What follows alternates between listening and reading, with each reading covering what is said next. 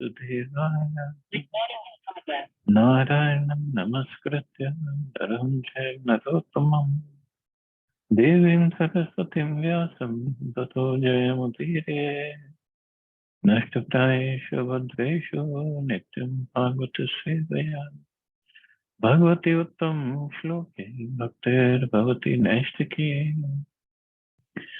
So continuing with the discussion on Nectar of Instruction, verse number 3. So Prabhupada further says, it's further stated in the 10th canto, although mental speculators and fruitive actors may perform great austerities and penances, they still fall down because they do not have information about the lotus feet of the Lord. The devotees of the Lord, however, never fall down. Wow, that's a bold statement. The devotees of the Lord, however, never fall down.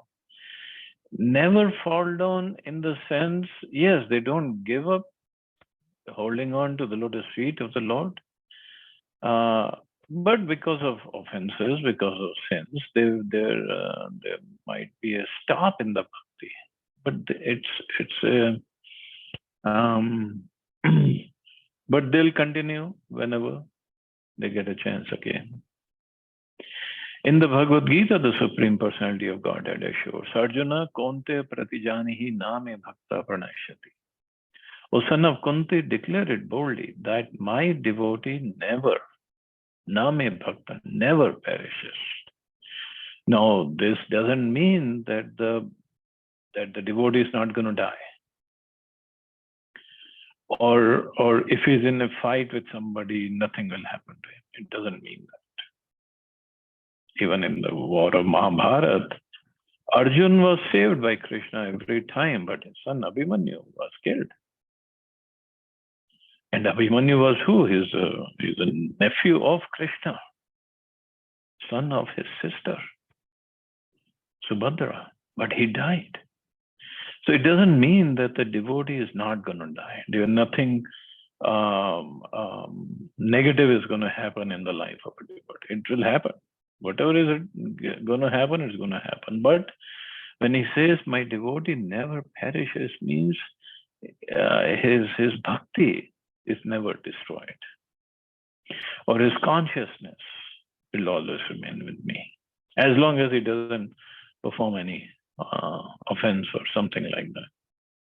But even then, he will remain on this path. Sooner or later, he'll come back. Again, in Bhagavad Gita, Krishna says, Neha vikram nashosti pratyavayo na vidyate.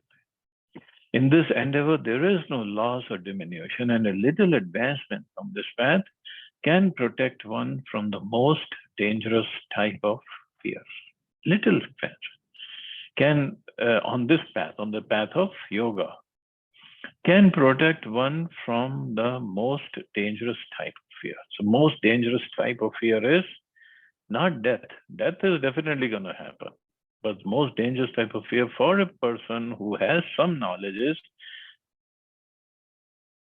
oh Krishna, let me not go down in any other species of life. Let me not go away from the association of your devotees, no matter where you put me, whichever life you give me, whichever household you give me the next birth into. Just don't send me away from your devotional service. So this is what gives satisfaction and hope to a devotee, and he carries on this devotion service with utsaha, nishchay, and dharya. Further, Prabhupada writes, devotional service is so pure and perfect that once one has begun it, one is forcibly dragged to ultimate success. Forcibly dragged. On one side, Krishna has given independence, and Prabhupada also says Krishna doesn't take away our independence. And here it is that one is forcibly dragged to ultimate success. Why? Because Krishna knows what is best for us. Even if he has to save us from the onslaughts of Maya, or we think we are going to enjoy in Maya, and Krishna says, no. It's not going to be good for him. So Either he will fail us, or even if we think we are enjoying, he'll frustrate us to such a degree that he'll give it up. So one is forcibly dragged to ultimate success. Sometimes a person will give up his ordinary material engagements and out of sentiment take shelter of the lotus feet of the Supreme Lord and thus begin the preliminary execution of devotion service. So sometimes it happens, and it's not like everybody who comes to bhakti is out of jnana only. No, sometimes just for fun or try out something new, they just take it up. Even if, and Prabhupada, even if such an immature devotee falls down, there is no loss on his part. There is no loss because whatever amount of bhakti, even 1% he has done, it will remain in his account forever. And next time he starts from that point onwards. Even if such an immature devotee falls down, there is no loss on his part. On the other hand, what's the gain of one who executes the prescribed duties according to his varna and ashram, but does not take to devotional service? So even if one does his duties of brahmachari, vanprastha, garstha, sannyas, or brahman, kshatriya, vaishya, shudra perfectly, then what? Next birth again, he has to start from scratch. So there's no proper gain. Yes, living in varna ashram and doing the duties properly is good for the society, but better above that is to take up devotional service. Although a fallen devotee may take his birth in a low family, his devotional service will nonetheless resume from where it left off. Devotional service is ahatuki and apratihata.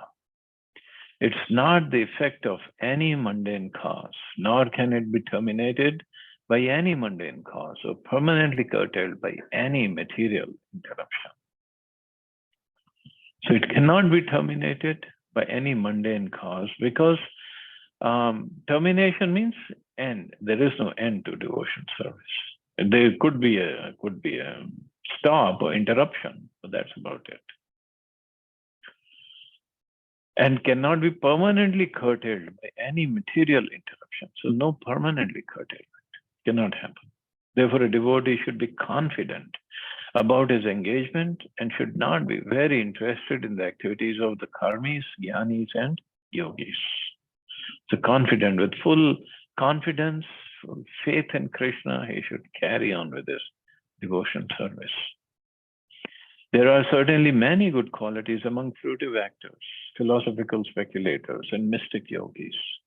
But all good qualities automatically develop in the character of a devotee. No extraneous endeavor is required, or no extraneous endeavor is needed. So all good qualities will automatically develop.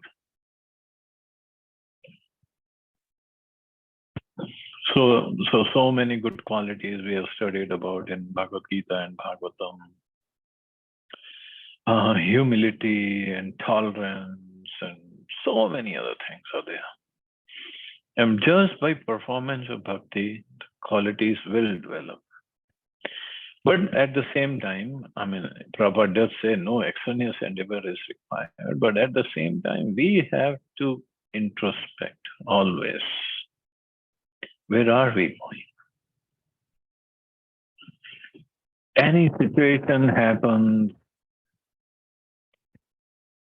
maybe that moment out of some mode of passion or ignorance, we didn't act properly, but looking back at the incident, we should always consider, I could have done better. And next time the same or similar or even worse situation happens, then we should be acting accordingly, according to the qualities that Krishna wants us to develop. As confirmed by Srimad Bhagavatam, all the good qualities of the demigods progressively become manifest in one who has developed pure devotional service. Pure devotional service, yes, the good qualities will be there.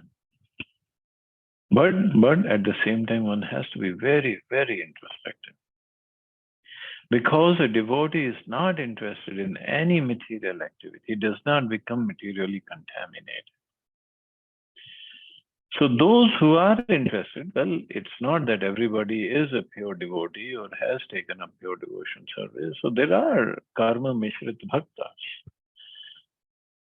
So yes, pure devotee does not become materially contaminated, but we do have devotees, artho artharthi. So artharthi means one who wants some money and he takes up devotion service.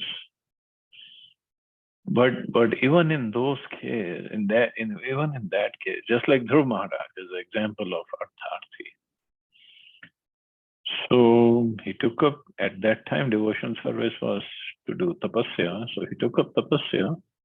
But when he saw Lord Vishnu and he got darshan, by that time he was so purified that as soon as he saw Lord Vishnu, he said, I was looking for broken pieces of glass. Like I was hoping to attain a kingdom better than even Lord Brahma. But now I've seen you, I don't want anything. I got the best of the diamonds. I was looking for broken pieces of glass. So what's the value of that in front of a diamond?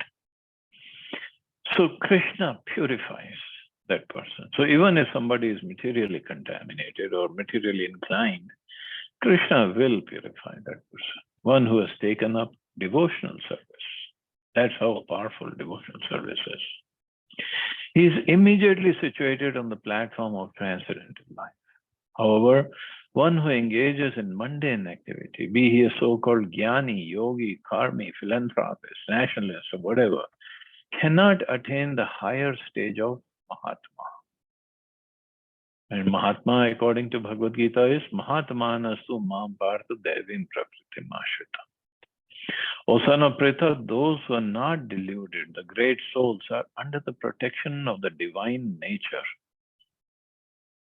They are fully engaged in devotional service because they know me as a supreme personality of God, original and inexhaustible.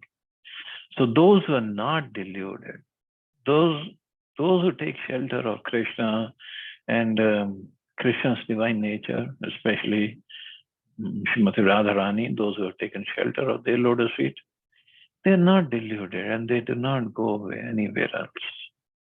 They're fully engaged in devotional service. And that gives them nishya, that yes, fixed up. They're not going to give up. Since all the devotees of the Lord are under the protection of His supreme potency, they should not deviate from the path of devotion service and take to the path of karmi, jnani, or yogi. This is called utsaha nishyadhyaya tattat karma pravartana. Enthusiastically executing the regulative activities of devotion service with patience and confidence. In this way, one can advance in devotional service without hindrance. So that is our goal, to make progress. So how to make progress? Utsahat, with enthusiasm, nishyat, with determination, dharyat, patience, tat karma pravartanat, whatever is mentioned as regulative principles, we follow yam and yam. And then give up the association of non-devotees, or association, as I explained, was those who we get influenced by. I mean, meeting people is okay, and we have to meet people to preach, but not getting influenced by them. And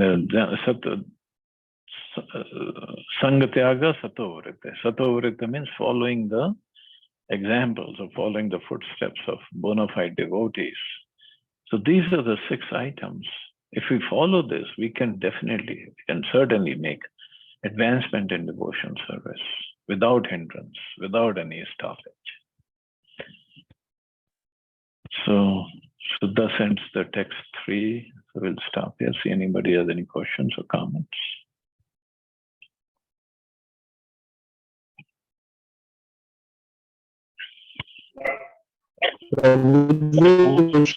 Happy Holi to everyone in the class. Thank you, Prabhuji. Happy Holi to all of you. Happy Holi to all of you. Happy Holi. Happy Holi, Prabhuji. Happy Holi. Happy Holi to all. Happy Holi. Happy Holi. Happy Holi. Thank you. Happy Women's Day. Happy Holi. Happy Chalo, Women's Day, Mataji. you all have a safe and wonderful Holi. Enjoy. Hare Thank Krishna. Thank you, Jai Prabhuji. Hare Hare Krishna. Thank you, Krishna. Prabhuji. Thank you, Thank Prabhuji. you, Hare Prabhu. Krishna. Hare Jai Shri Krishna. Prabhupada.